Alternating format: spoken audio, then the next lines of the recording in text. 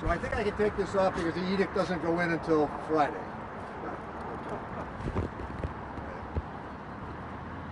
So at about 11:10 Eastern Standard Time, I think it's fair to say you'd rather be Joe Biden than President Trump. I think the trend lines, as I followed them last night, clearly broke again this morning with the mail-in ballots being tabulated. And certainly it looked as though the trend line in every campaign, every election cycle, there's a trend. And certainly once I saw the numbers from Minnesota last night, a substantial victory for Biden, I assumed that that would also be indicative of what might well happen in Wisconsin and Michigan as well. So I will also say this with some humor and some modesty, because I did pick Arizona, but I never thought that maybe the most decisive votes that were cast yesterday for a Democratic candidate for president would come from Arizona. So that I think is a notable change. Recall that these are long-term trends that generally play out in election cycles.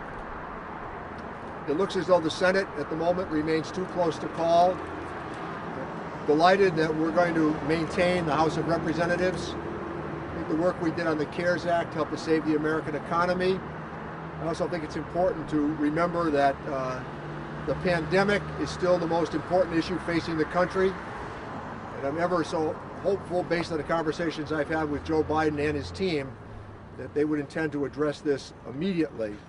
I also think that there's still broad agreement on what infrastructure means, even as the votes are still being counted. The challenges that confront the country to get past some of the divisiveness of the day are still with us. I am ever so hopeful that the reassurance that a successful Biden candidacy will have will go a long way toward that as well. But not to understate the challenges that confront the country, largely because of how divided we appear to be over many of the big issues of the day. And with that, I'd be happy to take some questions that you might have. Mr. Chairman, how confident are you on a scale of 1 to 10 that Joe Biden will be the next president? Well, I feel pretty good. I think right now I'd say 8 to 9, and largely it's because of the trend line that you're seeing in Michigan. That makes a huge difference, and Wisconsin I felt pretty good about as well yesterday. In my own picks, I chose Wisconsin, Michigan, and Pennsylvania as well. I thought that they would come back to us, and I think in the case of Pennsylvania, recall that we're waiting now for the tallies from Philadelphia and Pittsburgh, and that should augur well for Joe Biden in the urban areas because of turnout. And mail-in balloting worked.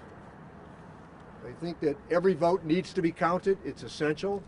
Representative democracy depends upon the confidence and faith you have in the system that your vote will in fact be counted. And in Pennsylvania, because of our arcane, perhaps, law, those ballots can be counted as long as they're postmarked up until Friday. What if the Supreme Court is brought into this? I know the President's indicated possibly challenging the election results. Well, I understand that there could be a court challenge, but I also would suggest that I think that it's not healthy for democracy to suggest that because you appointed 3 justices as members of the Supreme Court that you can count on their vote in a tough election cycle. I think that's inimical to democracy, and I would hope that that would not be the case. And I would prefer to subscribe to Justice Roberts, Chief Justice Roberts' suggestion that there's no such thing as a Clinton judge, an Obama judge, or a Trump judge, or a Bush judge. Any concern that any Massachusetts election laws could be called into question? Any concern that Massachusetts election laws could be called into question if this does end up going? I'm sorry, I can't go back up. She yelled. Any concern that there's any Massachusetts election laws that could be called into question if anything were to go to the Supreme Court? No, I thought that one of the interesting things as well, as we all prepared for what we knew was going to be a challenging election cycle, what's also interesting about it is it went fairly smoothly. I mean, I'm not aware of any fistfights at the polls or any threats at the polls, so I think the evidence is pretty compelling that early voting, mail-in voting, and people that showed up, I think it came off pretty well.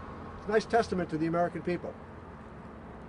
Your colleague, Congressman McGovern, in a Zoom call with reporters last night, said that he's been very frustrated over the last several years by the inability to get anything done. Republicans continue to hold the Senate. Isn't that going to be the same problem going forward? You're going to have the inability, regardless of this President Biden or not, you're going to have an inability to get anything done. Well, my career has been marked by getting things done as you look around. I mean, that's been my mode of operating. You get things done, and that means from time to time you have to look to the other side to get some help. We renegotiated the largest trade agreement in the history of the world. I was the lead on that. We advanced retirement savings more assertively than has happened at any time in 15 years. We passed the Pride Act, we passed the Bush-Lewis Act. All of these issues passed, and in many instances, there were Republicans who supported the work that came out of the Ways and Means Committee. So I think that the whole idea of trying to figure out what a path forward will be enhanced by the respect that Joe Biden has for the institutional framework of the United States Senate. I mean, we held the House. The Senate's more iffy at the moment. We don't know. But I know this, that Joe Biden would be a universally well-regarded figure in the United States Senate by both sides. Congressman, are you concerned at all about some of the losses in the Democratic House caucus, and what is that going to look like? How is that going to affect the agenda in the next House? Well, at the moment, it looks as though we could win 5 or lose 4. I mean, it seems as though the situation's that fluid. And I never was of the mind that we were going to pick up 15, only because there is, I think, something that's really important to remember, and that is that you have a limited number of seats that the other party is capable of winning. So when they do win them, it's kind of sporadic.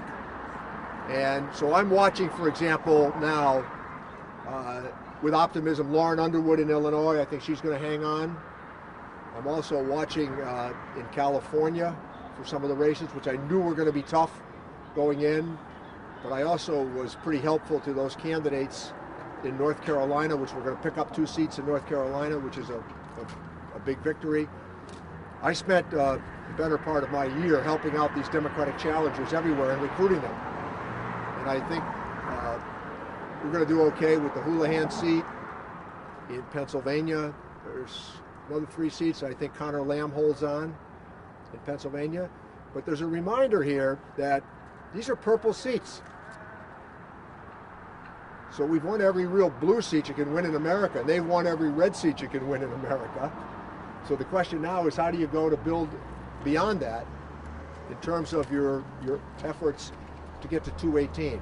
So the fact that we held on to a majority in the House is good news. Do you think that with redistricting coming up and with many more of these states who have split government or independent redistricting committees, that might have an impact on what it might look like 2 years from now? Well, I think that's obviously up to the individual state legislatures and governors, but there's also something that I think that we need to be mindful of. Republicans were very successful in 2010, and that's because they put a lot into winning legislative seats in 2008. So they flipped Michigan, Wisconsin, North Carolina, and Ohio, and one more big one. So they were clearly focused on redistricting, and it paid a dividend for them 2 years later. This time around, I think we had a decent day yesterday with state legislatures, but also not to miss the point that the firewall that we built at 218 ought to help us as well. Is there a possibility that this ends up in the House with a dead tie? I suppose there's a possibility, but it seems fairly remote at the moment. Chairman Neal, with the election of Marjorie Taylor Greene, you're now going to have at least one colleague. Let me that car get by there. Go The ahead. election of Marjorie Taylor Greene, you're now going to have at least one colleague who supports QAnon. I can't, I'm sorry. I'm deaf in one ear. That's my problem. Yeah. So you're now going to have at least one colleague who supports QAnon. Do you feel that we need to actually address I'm stunned that anybody can take QAnon seriously. But I also think that it's part of the broader challenge that technology has wrought on the world, and that is I think it's fair to say, the misstatements that are offered as fact. We live in a sort of a factual free-for-all. The conspiracy theories that are really nonsensical, they've received an undue amount of attention as well. 4 years ago, I really don't believe that the Pope endorsed Donald Trump, and I think the facts after indicate the Pope did not endorse Donald Trump. So I think that you've raised an interesting point, though, because one of the challenges we have in Congress is that there used to be a broad set of facts we all agreed on. And you could argue about what you saw as the solutions. But more and more, I think that people show up with their own opinions and call them facts. And I think that's part of the damaging challenge that we all face. Does the Democratic Party have to make adjustments after this, given how tight it is and the circumstances of the Trump presidency? Well, the point that you make is a good one because of the following. I have long held the position that it is the individual DNA of the candidate in their respective districts that best serves Democrats. That means the Democrat who can win in that congressional district. And I think that was what we embraced in 2018, and it gave us a governing majority. So I also think it leads into the other question: are we emphasizing too much the narrative, where my emphasis has always been on governing? And I think governance is what we're elected to do, and I'll repeat something I've said regularly, and that is that it's legislation that changes our lives. That's the point. Anything else? Have you been in contact recently with the Biden campaign? I was in contact with them about 5 days ago, yes. Yeah. I talked to them, and specifically on infrastructure and what the end of the year agenda might look like in a lame duck session if Biden were to win. So as president-elect, I'm sure he would have some interest in what the end of the session would look like as well. I'm glad you raised that, though, Jim, because it takes me back to the argument I have repeatedly made. The country needs a big stimulus bill, period. I reiterate that because I said earlier the CARES Act saved the economy, and now we need to get on with another round of stimulus checks to the American family, more unemployment insurance, and the surge in the virus creating a need for more money for our hospitals, an expansion of the retention tax credit, the earned income tax credit, and a child care tax credit. The number of women who have not been able to go back to work because of child care is astounding. The longer this drags on, does it hurt America's standing in the world? I mean, let me make another argument for Joe Biden. I think that rejoining the Paris Climate Accords, I think rejoining the World Health Organization, I think for us to take our role in support of NATO and international alliances that make us a powerhouse globally. So, yes, and I think that those are all measures that Joe Biden would embrace. But what about the impact of days of the question hanging over the world stage?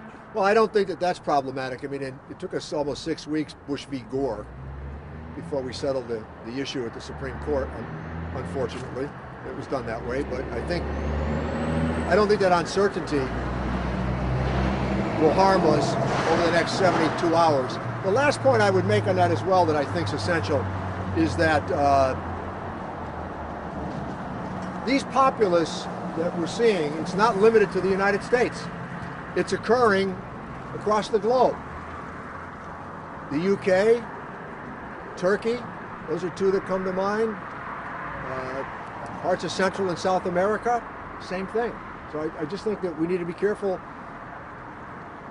and have a more conventional approach. Back to the issue with the stimulus legislation, the fact that the Republicans successfully defended a lot of the Senate seats last night, isn't that going to embolden the arguments by Ted Cruz and others that we shouldn't be spending any more money, we've spent enough?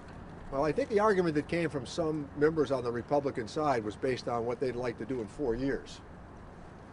So it takes us back to a tax cut where they borrowed $2.3 trillion in December of 2017 and then complained about deficits. I mean, I think I sense an inconsistency with that. Congressman, just out of curiosity, a little bit off topic, but I know toward the end of the year there's supposed to be like the final completion of the Brexit divorce from the EU, and I know that the issue of the UK-US trade agreement is something that's been on your radar. Is there any sense of like where that could potentially change? Because obviously the president is different. That might have a different relationship with. I mean, there's been no change in my thinking. If there's any jeopardy that's offered to the idea of trying to restore a border in the Republic of Ireland between the North and the South, there's going to be no Brexit. There's going to be no trade agreement with the UK. The Speaker's reiterated that. Joe Biden has reiterated that. And I suspect that was more of a bargaining position that the UK took. But I also think that the UK departure from European Union is likely to be settled in the next few days.